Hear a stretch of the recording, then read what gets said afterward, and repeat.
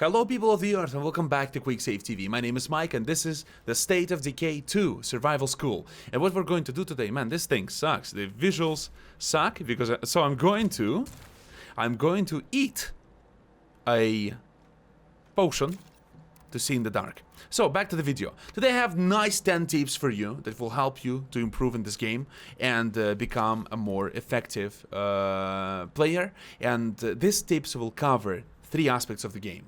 The management of your settlement, which we've covered before, but this is going to be a little bit more specific and interesting. The scavenging tips, which we've covered before, but now I have something very specific and very interesting for you, which I learned recently and begun using excessively.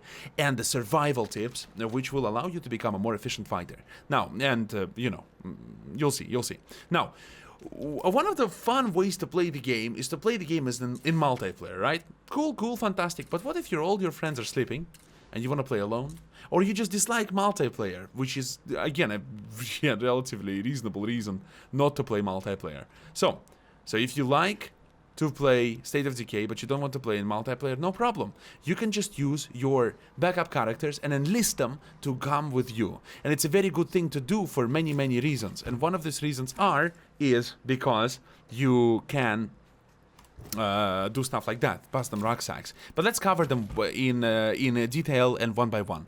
So tip number one, learn the basic stats and use this knowledge to your advantage. So the basic stats in the game are, I will save your time, 100 health, 100 stamina. So if I remove all of the cardio points and all of the melee points, I will have 100 on paper, right? Stats of a character. Now, what does it mean? It means that every point in cardio increases our stamina by 3 points, and every point in our health increases us our господи. Again. Every point in our melee skill increases our health by 4 points, right?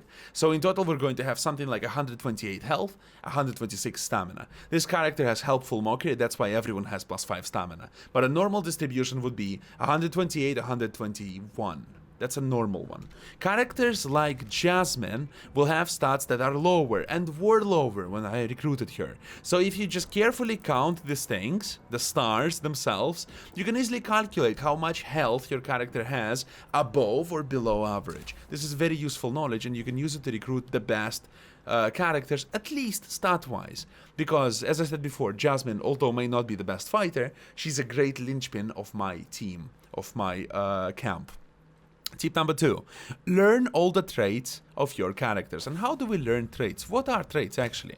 Well, traits are these things here, and they can be up to 4 traits. And if you have 4 traits and one more appears, it replaces the previous one, which was not important. Like, for example, Dick got a 4th trait called Practical Joker, and it replaced his trait of Learned Mechanics, which was just him reading a book and he gained this trait. Now, when he got the Practical Joker, it replaced it, and for a good reason too, because Practical Joker actually has an effect.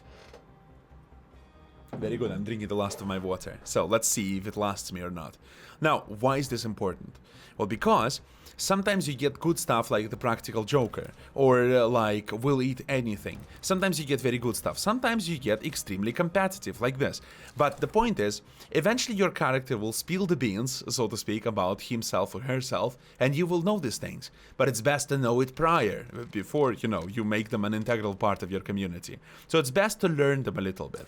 Now, I've been taking Dick a little bit on my explorations, so I was taking him as a secondary character, and eventually he told me things about him. I've been taking Esmeralda a lot of time with me. She haven't told me it for now, but I think that every character will tell you up to 4 traits.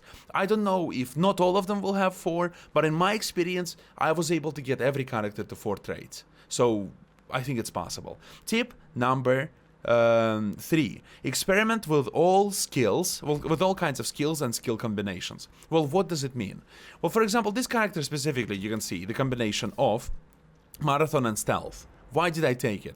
Well, in stealth allows me to use stealth and sprint in stealth. Like, stealth becomes more effective, everyone can use stealth.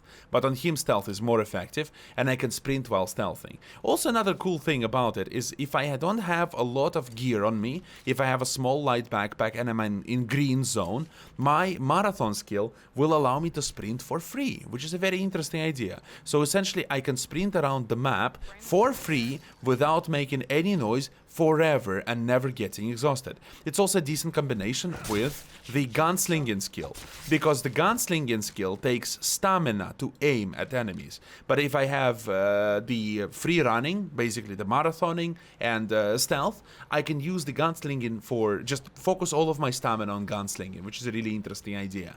Now, there are other types of skills that combine well together. So, for example, I can think about one like sharpshooting and close combat. Sharpshooting is the skill for high caliber rifles because it makes every individual bullet more effective, more efficient, because with one bullet you can kill a bunch of zombies or wound them catastrophically. Now, the close combat allows you to not take the secondary weapon with you and just keep your knife. And your knife is significantly less effective, but is also significantly lighter. So it gives you an opportunity to take a big gun with you and not worry about the weight of the gun.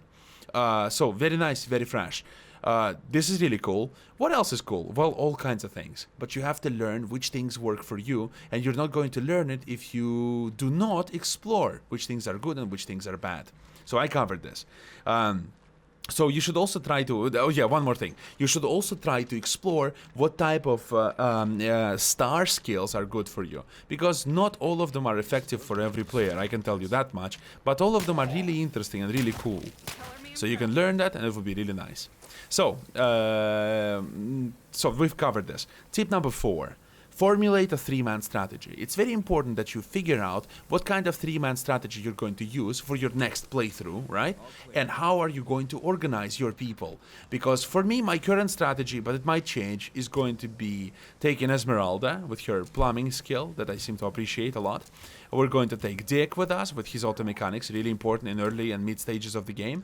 And as the third character, I'm thinking to take Vic with his electronics, which are not very useful, but he has backpacking resourcefulness, and he can take so much shit with him, man. He is basically a living, breathing wardrobe. When every character in the game can take 3 Molotov cocktails, Vic can take 6 in one stack, which is insane to me. And he's a great backpack mule, helping me to carry this stuff home. Oh, by the way, I didn't take the backpack only because I don't care to take it. I'm only going to sell it, and I don't really care about that. So, the 3-man strategy is very important. Tip number 5. Always take a helping hand with you, like I did here with Gwen. Gwen is my assistant here, and I'm also trying to learn about her better, so I'm trying to explore her traits, because it's interesting for me, what kind of character is she? So I'm taking all kinds of items here, and look, I'm already full with stuff. I can drop some stuff, sure, but I can also just switch to Gwen and allow her to loot this stuff. And if I find a backpack, oh, I cannot loot it. God damn it, right? No, switch to Gwen. Pick up the stuff we didn't pick up. I'll even, as a show of this strategy, I'll pick up the backpack, even though I don't need it. Fantastic. Now I can press N and switch back to Dick like this. Or talk to him and switch back to this character. And this way, I have access to 2 inventories. One of them is almost entirely empty. It's a very strong strategy. Tip number 6. You can pass rucksacks from one character to another. And this way, you can immediately carry 2 rucksacks with you. It's a great strategy. It allows you to carry a lot more stuff a lot quicker. And that's how you get stuff like I've posted on my Twitter and my Facebook today, where I had a car stuffed, a van, right? Vandito stuffed with 9 rucksacks of supplies. This strategy makes it significantly easier to do that. And you're also spending time within cover of your, well, essentially your teammate, your assistant. So let's switch back to her and gather all the stuff we couldn't gather. Now, tip number 7, we're moving to the survival territory. We've covered the management and scavenging. Now we're moving into survival territory. Tip number 7, never, ever, ever fight to the death. That's a very stupid idea, because, look, realistically, right, pragmatically speaking, the most important resource you will ever have in this game is your heroes, your characters. Everything else doesn't matter. Unique guns don't matter. Grenades don't matter. Food don't matter. Nothing matters as much as your characters because they are the most difficult to obtain, unless you're using a trainer or something. But organically, getting good characters and interesting characters can be very, very difficult. And you have to value them, and you have to be careful not to lose them. And that's why you should never fight to the death. Tip number 8. You should abuse the one bullet trick. And as I pass this rucksack to my assistant Gwen, I'll tell you what exactly I'm talking about. So my normal character has a full mag in his MP5, right? The Echo 4, S4 SMG, whatever that means, cool. So if we switch to Gwen, which is the only one available here, sure, because she's close to us. Now, she has a Kalashnikov, a custom AK-47 with a suppressor and one bullet in the chamber, essentially. So she has one bullet loaded into her gun. Why? Why do I do that?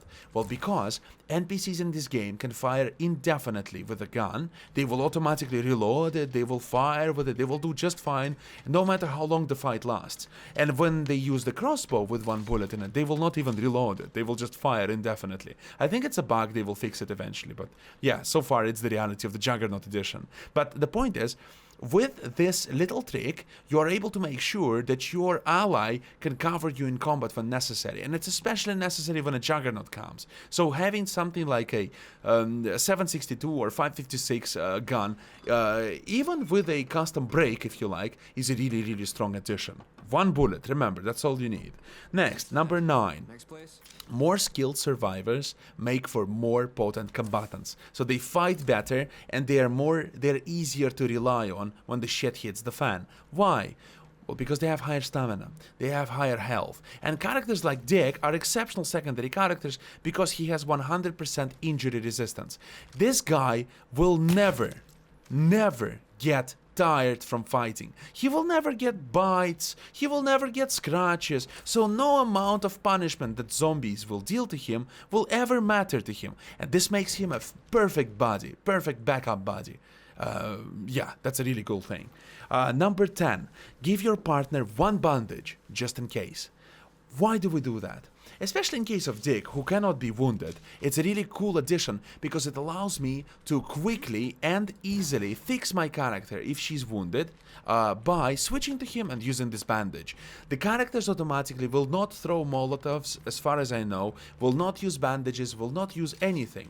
But by having a bandage on them, you're able to switch to them eventually when you feel like it and fix them up at least to a reasonable level. So this is a very cheap investment for you, but it gives you a great backup option. So yeah, we've covered it. Yeah, the video is relatively short.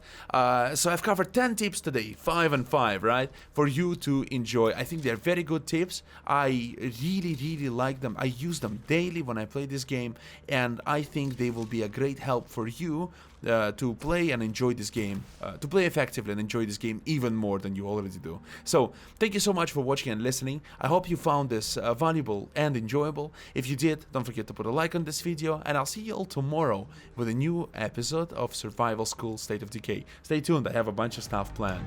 So, bye-bye.